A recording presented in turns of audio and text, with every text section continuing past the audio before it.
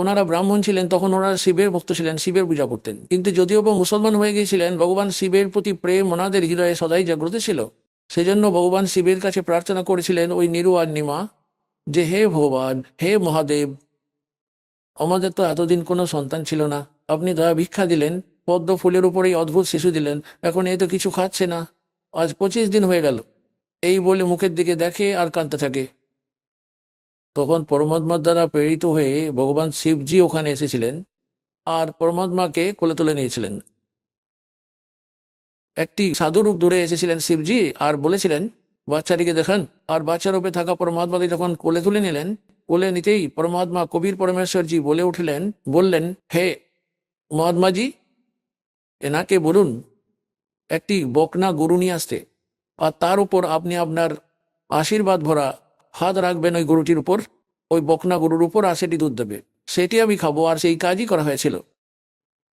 এই কথা পুণ্যার্থগণ, আজ থেকে 600 বছর পূর্বে ঘটে যাওয়া সত্য ঘটনা, আজকের কোনো লোকবেদ নয়, কোনো জনশ্রুতি নয় যেটি দাস আপনাদের শোনাচ্ছে।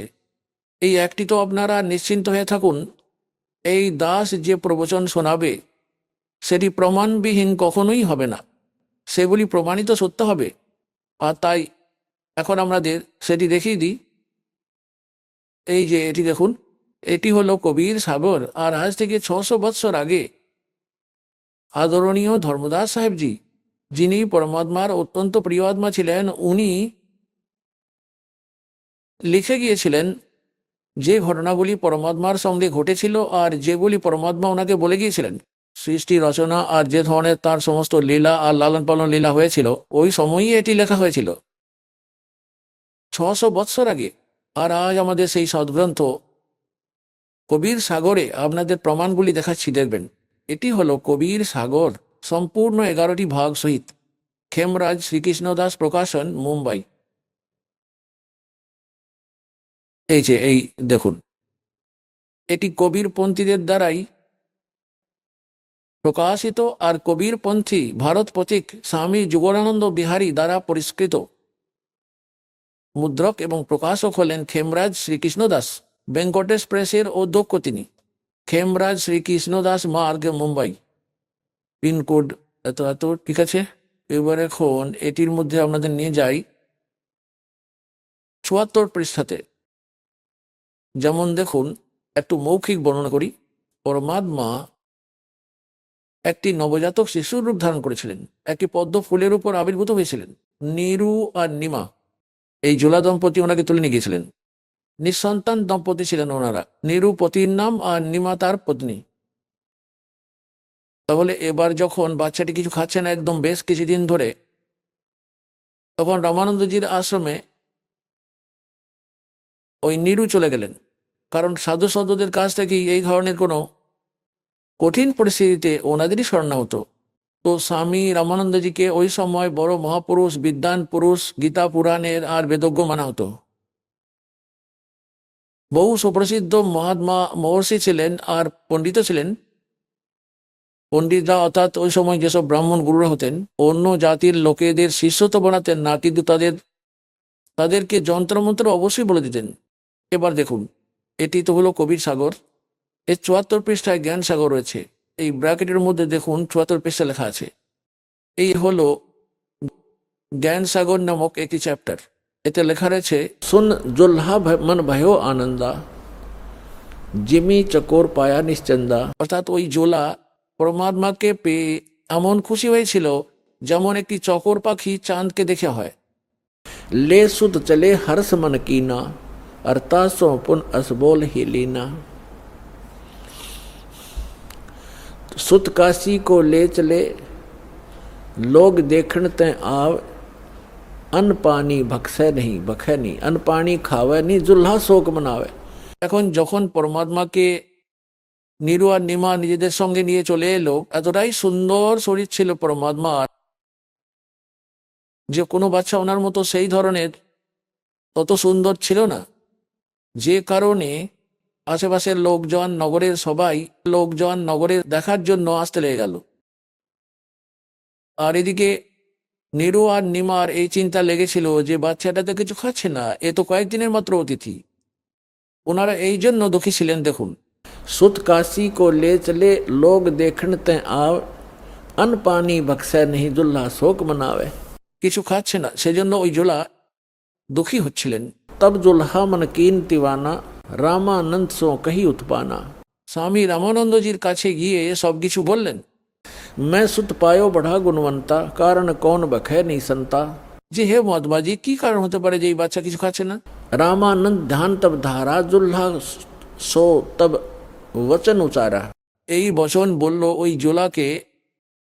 पूर्व जन्म में ते ब्राह्मण जाति और हर सेवा की नी बलबाती। कुछ तब सेवा हर की चूका ताते भयो दुल्हा का रूपा। प्रीति प्रभु गह तोर लेनी ताते उद्धान में सुत तो दीना। তুই পূর্বজন্মে ব্রাহ্মণ ছিলি আর কোনো কারণে ভগবানের ভক্তি ভুলে গেছিলি। কোনো কিছু ভুল হয়ে গিয়েছিল তোর দ্বারা, যে কারণে ব্রাহ্মণ থেকে জোলা হয়ে গেছিস। আর তোর ভালোবাসা প্রীতিকে দেখে ভগবান তোকে প্রীত হয়ে জঙ্গলের মধ্যে এই পুত্র দিয়ে দিলেন। प्रभु गह तोर लीना ताते उद्धान में तो सुत तो दीना।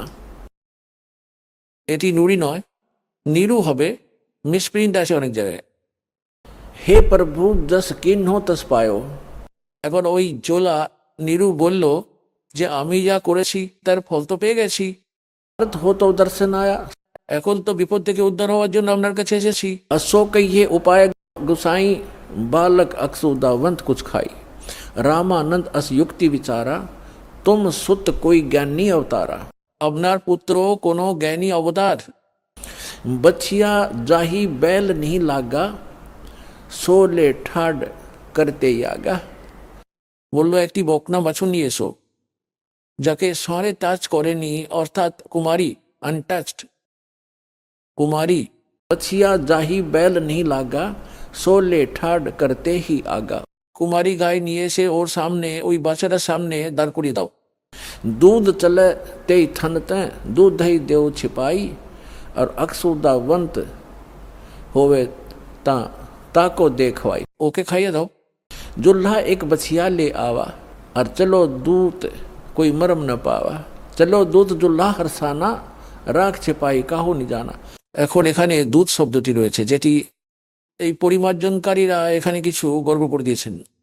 এই যে কবিরপন্থীরা এখানে অল্প বিস্তর আপন বুদ্ধি চালিয়ে পুনর্মুদ্রণ করানোর সময় কিছু পরিবর্তন করার চেষ্টা করেছিলেন। এখন প্রশ্ন হলো, সেই দূত কে ছিলেন? গরিবদাস মহারাজজি হরিয়ানার ঝজ্জর জেলার চূড়ানি গ্রাম নিবাসী ছিলেন। ওই কবি পরমেশ্বরী পুনরায় এসে তার সঙ্গে দেখা করেন। এই দূতের ব্যাপারটি তোমার কথায় ক্লিয়ার হবে। দেখুন, 3 প্রকারের স্থিতি দিয়ে ওই পরমাত্মা আপন নিজের বাচ্চাদেরকে পালন করেন, সামলান সবাইকে। আর ওই সেটি ঋগ্বেদ মন্ডল নম্বর 9 সূক্ত 1 মন্ত্র 8 মধ্যে প্রমাণিত আছে যে ওই পরমাত্মা 3 প্রকারের স্থিতিতে নিজের শরীর ধারণ করেন, আমাদের সবাইকে ধারণ পোষণ করার জন্য, আমাদের সামলানোর জন্য। আর এই দ্বিতীয় প্রকারের স্থিতির কথাই দাস ক্লিয়ার করে দিয়েছে, তিনি আবির্ভূত হন একটি ছেলে শিশু রূপ ধরে। আর তৃতীয় প্রকারের স্থিতিতে ওই পরমাত্মা যেখানে চান, যখন খুশি, কোনো সাধু মহাত্মা বা সন্ত রূপে প্রকট হয়ে যান। আপন প্রিয় ভালো সৎ আত্মাদের প্রথমে তো সাক্ষাৎ করে ওকে তত্ত্ব জ্ঞানের সঙ্গে পরিচিত করান, তারপর নিজ পরিচয় নিজে প্রমাণ, ভগবানকে ভগবান নির্ধারণ করে দেখানোর জন্য। কেননা এই কাল সত্য জ্ঞানটিকে মিথ্যা করে রেখে দেয়, আধ্যাত্মিক জ্ঞানটিকে নষ্ট করে রেখে দেয়। সেই জন্য তিনি আপন সাক্ষী নিজেই তৈরি করতে থাকেন। ওই মহাপুরুষদের সতলোক নিয়ে যান, আবার এখানে ফিরিয়ে রেখে যান। আর ওই তৃতীয় প্রকারের স্থিতিতে ওই পরমাত্মা চলে আসেন আর ওই প্রিয় আত্মাদের সাক্ষাৎ করেন। কার কার দেখা মেলে এই কলিযুগে এই দাসের নলেজে যেগুলি আছে, আদরণীয় ধর্মদাস সাহেবজিকে, আদরণীয় মুলুকদাস সাহেবজিকে, আদরণীয় দাদু সাহেবজিকে, আদরণীয় নানক সাহেবজিকে, যিনি শিখ ধর্মের প্রবর্তক ছিলেন, তাকেও যখন পরমাত্মা নিজের সাক্ষাৎ প্রাপ্তি করান, সৎপুরুষ নিজে চলে আসেন ওই সতলোক থেকে যেখানে উনি থাকেন, ওখান থেকে গতিশীল হয়ে আসেন এখানে, কোনো সাধু রূপ ধারণ করে নেন বা জিন্দা মহাত্মা রূপ ধারণ করে নেন। আদরণীয় গরিবদাস সাহেবজি গ্রাম ছুড়ানি জেলা ঝজ্জর হরিয়ানা নিবাসীকে, আদরণীয় ঘিসাদাস সাহেবজি গ্রাম খেখরা জেলা মিরাট উত্তরপ্রদেশ নিবাসীকে, এই মহাপুরুষ বর্গের মধ্যেও পরমাত্মা এই আদরণীয় গরিবদাস সাহেবজিকে পুনরায় ওই সম্পূর্ণ আধ্যাত্মিক জ্ঞান দিয়েছেন। কি জন্য? যে কাল এটা জানিয়ে দিয়েছিল যে যতদিন পর্যন্ত কলিযুগে নিকটবর্তী হবে আপনার নির্ধারিত সময় 5500 বছর, ততদিন পর্যন্ত আমি সবাইকে আপনার নাম দিয়েই 12টি তো কবির পন্থ চালাবো, আরো অনেক পন্থ চালাবো যেগুলি আপনার সত্য জ্ঞানকে মিথ্যা করে দেবে। সেজন্য পরমাত্মা আদরণীয় গরিবদাস সাহেবজিকে সাচখণ্ড নিয়ে গিয়ে আপন বিষয়ে পরিচিতি করিয়ে আর কমপ্লিট স্পিরিচুয়াল নলেজ, সম্পূর্ণ আধ্যাত্মিক জ্ঞান ওনার মধ্যে ফিট করে দিয়েছিলেন।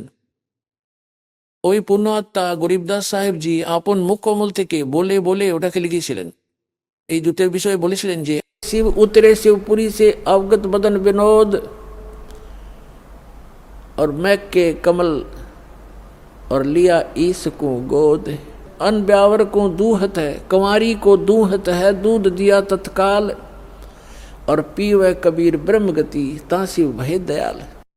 এর অর্থ হলো শিবজি এসেছিলেন শিবলোক থেকে একটি সাধু রূপ ধারণ করে, আর শিবজি তখন ওই বকনা গরুর কোমরের উপর হাত রেখেছিলেন। পরমেশ্বরের আদেশ অনুসারে নবজাতক শিশুরূপে ওই পরমাত্মা তখন তাঁর কোলের মধ্যে ছিলেন। আর তারপর ওই দুধ আসা শুরু হয়েছিল ওই কুমারী গাই থেকে, তার স্তনগুলি থেকে। একটি আন করা পাত্র নিয়ে আসা হয়েছিল কুমোরের কাছ থেকে, সাফ সূত্র। সেই পাত্রে দুধ এসেছিল। সেটি তো সদলোক থেকে আসে কুমারী গায়ের মধ্যে পরমাত্মার জন্য। ওনার আপন নিজ লোক থেকে আসে। বলেন এই নকল লোক থেকে কি আর খাবো আমি? এ তো ভিখারি সেজে নিজেই ঘুরে বেড়ায়। তাহলে ওই সতলোক থেকে আসে ওই পরম পিতার জন্য দুধ, গরুর মাধ্যমে, যেটি পশুদের মধ্যে পবিত্র হয়। তাহলে ওই দুধ পরমাত্মা পান করতেন। তাহলে ওই দুধ শিবজি এলেন, তারপর ওই দুধ চলে গেলেন। এর অর্থ হলো মহাত্মা রূপে ওই শিবজি এলেন, 3 লোকের ভগবান, আর এক সাধু সন্তের রূপ ধরে এসেছিলেন, তিনি চলে গেলেন। তাহলে বাকি বর্ণনা এটি ছিল, মিস গাইডেন্সের জন্য জানতে পারেননি। আর এনারা এখানে ঘটনাটি রামানন্দজির সঙ্গে জুড়ে দিয়েছেন। সাধু সন্তদের কাছে অবশ্যই যায় দুঃখী মানুষ, মহাপুরুষদের কাছে। দুঃখী ব্যক্তিরা অবশ্যই যান মহাপুরুষদের কাছে। উনি যে পরামর্শ দিয়েছিলেন তাতে উনি বলেছিলেন যে তোর পুত্র কোনো সাধারণ মানুষ নন, তিনি কোনো বিদ্বান মহাপুরুষ অবতার। আর যেটি যেরকমই হোক, বাস্তবিকভাবে দাস যেটা বলছে সেটাই সত্য। তবুও আমাদের এই পয়েন্টটিকে ঠিক করে বুঝতে হবে যে যেগুলি বেদ বলছে সেই লীলাগুলি কে করেছেন? যেগুলি বেদে বর্ণিত লীলা যিনি করেছেন, হি ইজ গড। যে লক্ষণগুলি বেদে লেখা রয়েছে ভগবানের, আর যিনি সেই লীলাগুলি করেছেন, হি ইজ গড, উনি হলেন পরমাত্মা। তাহলে এই লীলাগুলি কে করেছেন এখন তো দেখাচ্ছি কবির সাগর থেকে, এরপর আবার দেখাবো বেদ থেকে। বেদে তো এটাই লেখা আছে। তাহলে সহজেই বুঝে যাব, আমরা সহজেই চিনে নেব যে আমাদের পরমপিতা কেউ উনি, যিনি ঘুরে বেড়াচ্ছেন আমাদের জন্য হন্য হয়ে, আমাদের খোঁজ করছেন, আমাদের সদ্বুদ্ধি দিতে চান। আমরা এই কালের মিথ্যা সুখকে সুখ মনে করে এটা কি সুখ মেনে বসে আছি। এখানকারই সুযোগ ব্যবস্থা সব চাইতে থাকি, এটা সেটা হয়ে যাক, গাড়ি হয়ে যাক, বাড়ি হয়ে যাক, আর সব কিছু হয়ে যাওয়ার পর হঠাৎ করে আপনার মৃত্যু হয়ে গেল, আপনি গাধা হয়ে গেলেন। এটা কি কাজে এলো আপনার ওই গাড়ি বাড়িগুলো? পরমাত্মার কাছে চান। কি বলছেন ভগবান?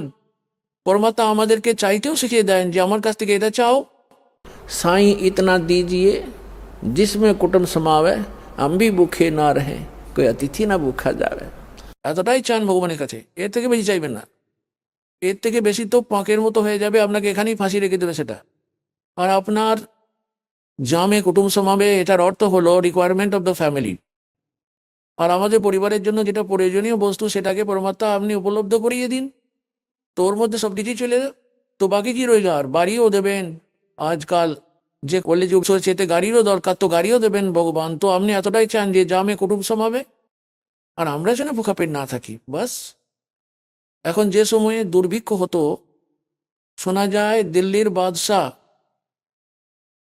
আপন রাজগাছ ছেড়ে দিয়ে ভিখারির মতো অবস্থায় ফল, পাতা সাতা, গাছের পাতা ছিঁড়ে ছিঁড়ে খেতেন। যে দুটো ভাত রুটি ঠিক সময় পেয়ে যায়, তারপর যত আজে বাজে চিন্তা করে এই মন, বড় বাড়ি বানিয়ে নেব, বড় গাড়ি নেব, হ্যাঁ অনেক ব্যাংক ব্যালেন্স বানিয়ে রাখবো। হ্যাঁ, ব্যাংক ব্যালেন্স তো বানাতে হতো ভক্তির আর ধর্মকর্মের, ওটা তো আমরা ভুলে গেছি। আর সেটাকে বলার জন্যই পরমাত্মা নিজে আসেন। এখন আমরা নিজেদের প্রসঙ্গে ফিরে আসি। তাহলে এর মধ্যে তো প্রমাণিত হয়ে গেল, যখন কবির পরমাত্মা অদ্ভুত শিশুরূপ এলেন, একটি শিশু ছেলের রূপ নিয়ে আবির্ভূত পরমাত্মার লালন পালনের লীলা বগনা গায়ে দিয়ে হয়েছিল, এটা তো প্রমাণ হয়ে গেল কবির সাগর থেকে। এটা কোনো আজকের লেখা নয়। যখন 600 বছর আগে কবির পরমাত্মা এসেছিলেন, তখন ধর্মদাসজির হাতে লেখা এটি, আর কবির পন্থীদের দ্বারা সুরক্ষিত ছিল এটি। এখন আমরা আপনাদেরকে দেখাই বেদ কি বলছে পরমাত্মার বিষয়ে, যে কি ধরনের লীলা উনি করেন। যদি এই বেদগুলোর অনুবাদ এই দাস করত, তো ওটাই করতাম যেটা এই কয়েকটা শ্লোকের মধ্যে ওই লোকগুলো করেছে, যারা ভগবানকে নিরাকার বলে মনে করে। ওনাদের ফাইনাল হলো এটাই, কাদের? আর্য সমাজের লোকেদের, মহর্ষি দয়ানন্দজি আর ওনার ছেলাদের এটাকেই ফাইনাল ফয়সলা নিয়ে নিয়েছেন যে ভগবান নিরাকার আছেন, ওনার কোনো শরীর নেই, ওনার কোনো বডি নেই। বেদগুলোর অনুবাদ, আর এই বেদগুলো হলো ওনারই দ্বারা অনুবাদিত। এই কয়েকটা শ্লোকের মধ্যে পরমাত্মা ওনাদের দুর্বুদ্ধির ভরারে কুলু পেটে দিয়েছেন, আর অ্যাজ ইট ইজ অনুবাদ করিয়ে দিয়েছেন, যেটি সঠিক অনুবাদ হওয়া উচিত ছিল। সর্ববিস্তরণায় গর্বর্ত করেছেন, যেটা আপনারা বুদ্ধিমান সমাজ সহজেই বুঝে যাবেন। পরমাত্মার দেওয়া তত্ত্ব জ্ঞানের আধারে ওটাকে সহজেই বুঝে যাবেন। তো দেখুন, এটা একটা চমৎকারের কথা, আপনাদের উপরে দয়া হয়ে গেল দাতার, যে ওনাদেরই দ্বারা অনুবাদের মধ্যে এটা স্পষ্ট করা রয়েছে যে পরমাত্মা মনুষ্য সদৃশ্য হন, ওখান থেকে গতিশীল হয়ে আসেন। আর উনি কোনো পূর্ণ আত্মাদের সঙ্গে দেখা করেন, ভালো আত্মাদের সঙ্গে দেখা করেন। আর কেন দেখা করেন? ওনাদের উপদেশ দেওয়ার জন্য, ওনাদের তত্ত্ব জ্ঞান শোনানোর জন্য। আর উনি কি লীলা করেন এটা দেখুন। এখন এটা আর্য প্রতিনিধি সভা অর্থাৎ মহর্ষি দয়ানন্দজির ছেলাদের দ্বারা অনুবাদিত হয়েছে, যারা ভগবানকে নিরাকার মেনে থাকেন। কিন্তু প্রকৃতপক্ষে বেদেতে পরমাত্মাকে নর আকার মনুষ্য সদৃশ্য বলা হয়েছে। সশরীর আছেন, ওনার নাম হলো কবির। শতলোক থেকে চলমান হয়ে আসেন উনি, যেখানটায় উনি থাকেন নিজের স্থানে, সর্বভুবন উপরই, সমস্ত ভুবনগুলির উপরের স্থানে তিষ্ঠতি, ওখানে বসে আসেন ভগবান। উনি রাজার সমান দেখতে হন, ওখান থেকে চলমান হয়ে আসেন, 3 প্রকারের লীলা করেন। যখন দ্বিতীয় প্রকারের লীলা করে থাকেন, উনি একটি শিশুর রূপ ধারণ করে নিয়ে পদ্ম ফুলের উপর, জলের উপর বিরাজমান হয়ে যান, যে কারণে ওই পরমাত্মাকে নারায়ণ বলা হয়।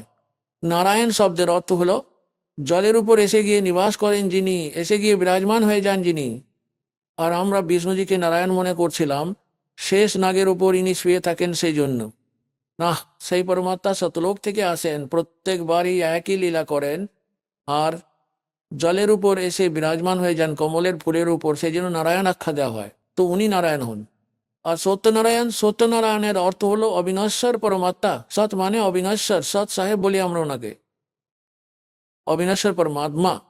তো অবিনশ্বর পরমাত্মা কবিরজি হন, শ্রী ব্রহ্মা, শ্রী বিষ্ণু, শ্রী শিবজি, এনারা নশ্বর পরমাত্মা হন, ভগবান হন, স্বামী হন, প্রভু হন। এনাদের জন্ম মৃত্যু হতে থাকে। আর এটার প্রমাণ আছে শ্রী দেবী ভাগবত অর্থাৎ দেবী মহাপুরাণ, গীতা প্রেস গোরখপুর থেকে প্রকাশিত, সচিত্র মোটা টাইপ, 3য় স্কন্ধ 123 পৃষ্ঠাতে ভগবান বিষ্ণু স্বয়ং বলেন নিজের মাতাকে যে তুমি হলে শুদ্ধ স্বরূপা, আর এই সারা সংসার তোমার দ্বারাই উদ্ভাসিত হচ্ছে। আমি ব্রহ্মা আর শঙ্কর, বিষ্ণুজি বলছেন, আপনার কৃপাতেই বিদ্যমান রয়েছি। আমাদের আবির্ভাব মানে জন্ম, আর তিরোভাব মানে মৃত্যু হতে থাকে। আমরা অবিনশ্বর নই। আর শঙ্কর ভগবান বললেন, হে মাতা, ব্রহ্মাজির জন্ম আপনার দ্বারা হলো, তাহলে কি আমি তমগুণীর এলাকারই শঙ্কর আপনার পুত্র হলাম না? অর্থাৎ আমারও জননী আপনিই হলেন, আমিও আপনারই পুত্র। আর আমরা কেবল নিয়মিত নির্ধারিত কার্যই করতে পারি। আমরা 3 গুণ থেকে উৎপন্ন, রজগুণ ব্রহ্মা, সতগুণ বিষ্ণু, তমগুণ শিবজি। আর আমরা কেবল নিয়মিত কার্যই করতে পারি, যার ভাগ্যে যেমনটি আছে সেরকমটি দিতে পারি, ওর মধ্যে কোনো পরিবর্তন করতে পারি না। শ্রী দেবী মহাপুরাণের কতিপয় শ্লোকে এই ভগবানদের পূর্ণ লীলা প্রায়ই সম্পূর্ণ স্থিতি ক্লিয়ার করে দিয়েছেন, স্পষ্ট করে দিয়েছেন, সকল কনসেপ্ট ক্লিয়ার করে দিয়েছেন যে এনারা হলেন নশ্বর, দুর্গাজি হলেন এনাদের মাতা, রজগুণ ব্রহ্মা, সতগুণ বিষ্ণু আর তমগুণ শিবজি এনারাই হন। আর প্রকৃতি দুর্গাকেই বলা হয়। এনারা কেবল নিয়মিত কার্যই করতে পারেন। আসলে নারায়ণ হলেন এই পরমাত্মাই। বাস্তবে তো কবির সাহেবই যিনি এই লীলা করেন। এখন আপনাদের দেখাই বেদ থেকেও যে যখন ওই পরমাত্মা আসেন শিশু রূপ ধারণ করে, ওই সময় ওনাকে পরিপোষণ করার লীলা বকনা গরুর দ্বারা হয়ে থাকে। এই দেখুন, এখন আমরা বেদ পড়ব। আপনাদের দেখাই, এই যে এটি হলো বেদ। কিছুক্ষণ আগেও দেখিয়েছিলাম, আবার দেখাচ্ছি এখানে। এটা কোথা থেকে প্রকাশিত যেন? সার্বদেশিক আর্য প্রতিনিধি সভা, মুর্শি দয়ানন্দ ভবন, রামলীলা ময়দান, নিউ দিল্লি থেকে। আর ইনি হলেন এটির অনুবাদক, আর এই হলো মুদ্রক। Prince offset printers, 1510, Pataudi house, Daryaganj, New Delhi থেকে। এখন আমরা আপনাদেরকে ঋগ্বেদ মণ্ডল নম্বর 9 আর সূক্ত নম্বর 1 দেখাচ্ছি। এই যে দেখুন, ঋগ্বেদ ভাষাভাষ্যম অথবা নবম মণ্ডল, আরম্ভ এটি থেকে। এটি তো এর প্রথম মন্ত্র রয়েছে। এর মধ্যে কি লেখা রয়েছে? হে সোম স্বভাব পরমাত্মন, অর্থাৎ পরমাত্মারই মহিমা চলছে। সোম মানে পরমাত্মা, সোম। এটি অবশ্যই মনে রাখবেন, পরে গিয়ে এটি আপনাকে হেল্প করবে। এটি হেল্প করবে এই জ্ঞানটি বোঝার জন্য। এটি তো 1 নাম্বার মন্ত্র হয়ে গেল, মণ্ডল নাম্বার 9, সূক্ত নাম্বার 1। এখন আমরা দ্বিতীয় মন্ত্র পড়ছি। এর মধ্যে রয়েছে হে পরমাত্মা আপনি। তাহলে হলো না, পরমাত্মার মহিমা চলছে, এটি ধ্যান রাখুন। এখন তৃতীয় মন্ত্রে হে পরমাত্মা, চতুর্থ মন্ত্রে হে পরমাত্মা আপনি, হলো তাহলে পরমাত্মার মহিমা। আর পঞ্চম মন্ত্রেও হে পরমাত্মন আপনি, অর্থাৎ পরমাত্মারই মহিমা চলছে। এখন ষষ্ঠ মন্ত্রে মন্ত্র নম্বর 9, সূক্ত 1, মন্ত্র নম্বর 6, হে পরমাত্মন, হলো না পরমাত্মার মহিমা। তারপর এখন এখানে সপ্তম মন্ত্রে আর অষ্টম মন্ত্রে এনাদের হঠাৎ মনে পড়ে গেছে এই মহর্ষির চেলাদের। এখন এখানে যদি আমরা পরমাত্মা লিখে দিই, তাহলে এরপর পরমাত্মার মহিমা রয়েছে যে উনি নবজাতক শিশুরূপ ধারণ করে আসেন, 3 প্রকারের শরীর ধারণ করেন। তাহলে জনতা তো বুঝতে পেরে যাবে তখন না যে ভগবান তো নর আকারের। তাই এখানে এনারা পরমাত্মা না লিখে পুরুষ লিখে দিয়েছেন। এই দেখুন, ঋগ্বেদ মন্ডল নাম্বার 9 আর সূক্ত নাম্বার 1 আর মন্ত্র নাম্বার 7।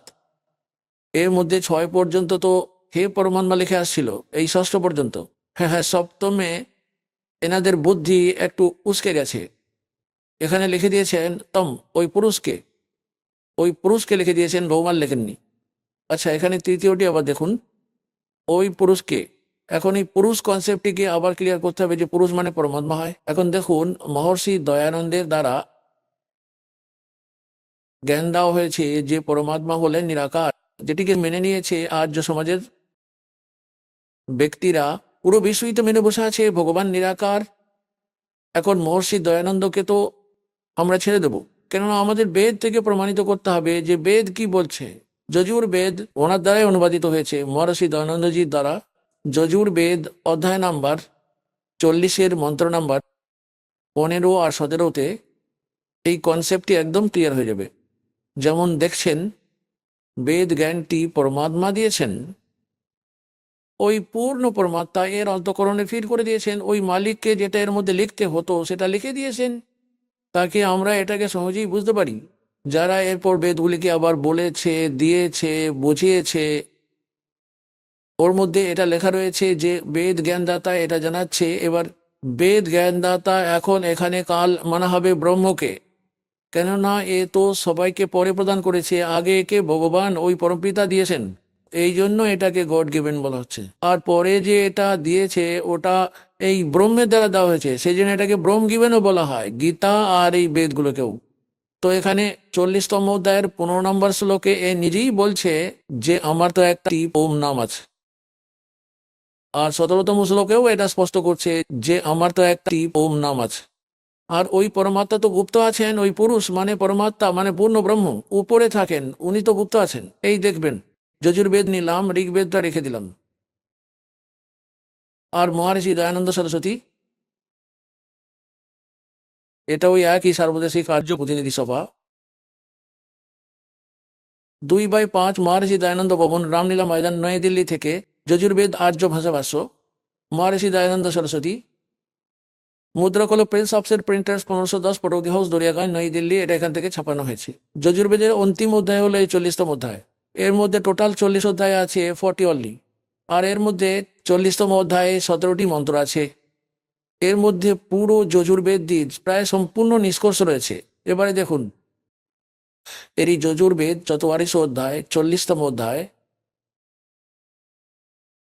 40তম অধ্যায়ের এই 15তম শ্লোকে বেদ জ্ঞানদাতা বলছে कि वायु अनिलम अमृतम अथिदम भस्मांतम शरीरम ओम करतो समर किलबे समर करतुम समर।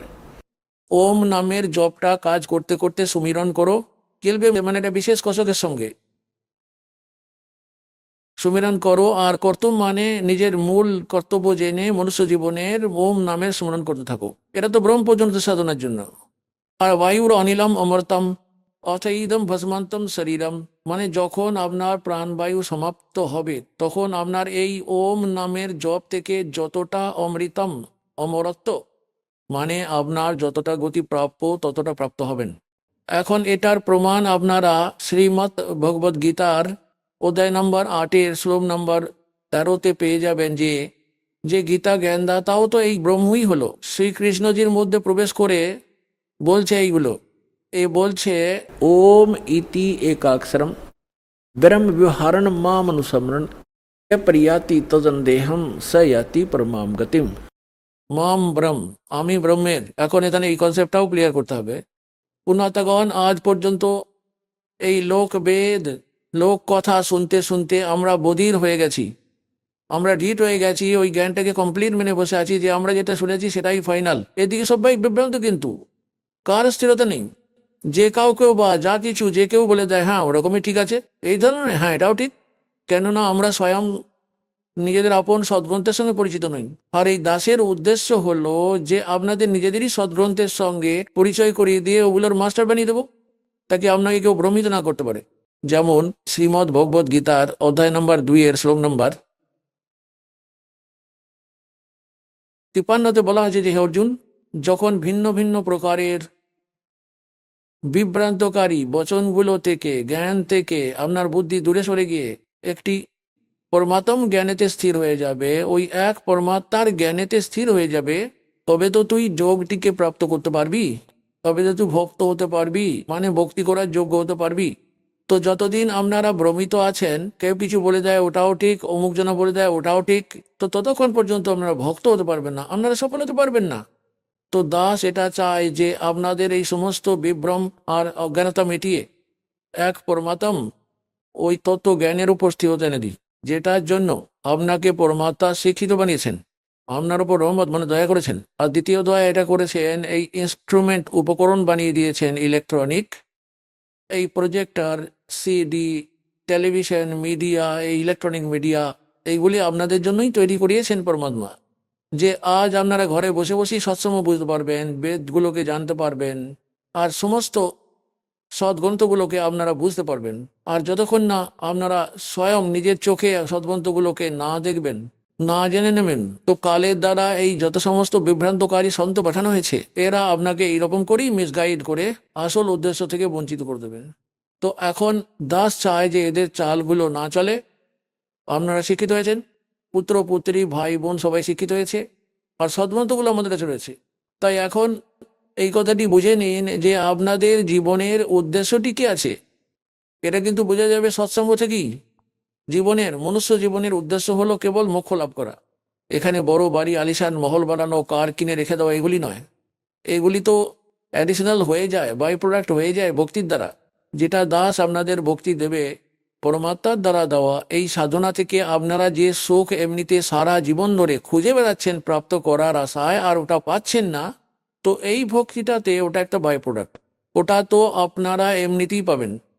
যেমন কৃষকেরা ধান গম বীজ বোনে, ওদের উদ্দেশ্য ভুসি বানানোর জন্য নয়, ওদের উদ্দেশ্য কনক দানা সংগ্রহ করা, তাতে জীবন রক্ষা হয়। আর ভুসি তো আপনা আপনি হয়ে যায়, ভুসি তো আপনা আপনি হয়ে যায়, ওটা তো হবেই হবে। তো দাস যে আপনাদেরকে শাস্ত্র অনুকূল সাধনা বলছে, তার দ্বারা সাংসারিক সুখ তো আপনা আপনি হবেই হবে, তাতে আপনি চান বা না চান। এই সাধনাটাই এরকম।